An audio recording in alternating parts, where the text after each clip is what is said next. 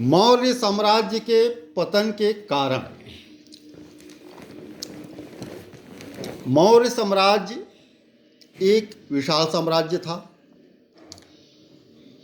और ज्ञात इतिहास में संभवतः ये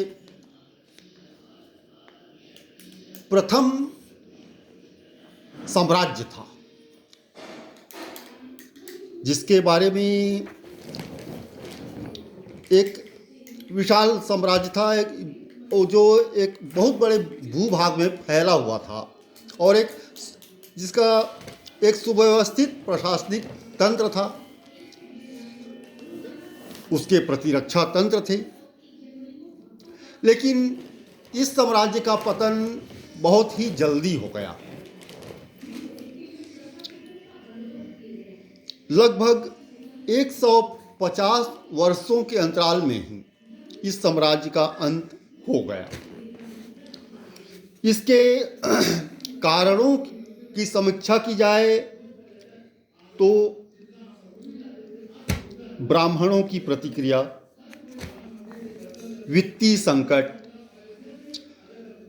क्षत्रपों के दमनकारी शासन,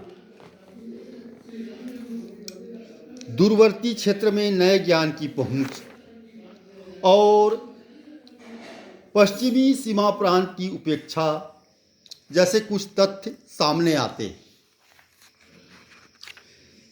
मगध साम्राज्य युद्ध पर युद्ध करते प्रबल होता गया और इसकी परिणति कलिंग विजय थी। लेकिन 232 ईसा पूर्व में अशोक के बाद इसका विघटन शुरू हो गया। मगध साम्राज्य के ह्रास और पतन की एकदम ठीक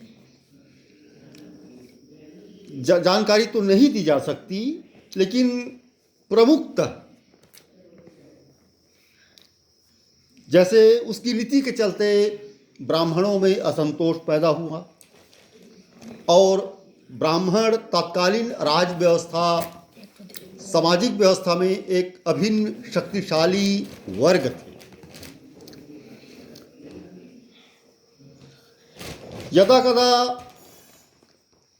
कुछ जगह ब्राह्मणों ने भी राजनीतिक शक्ति हासिल कर ली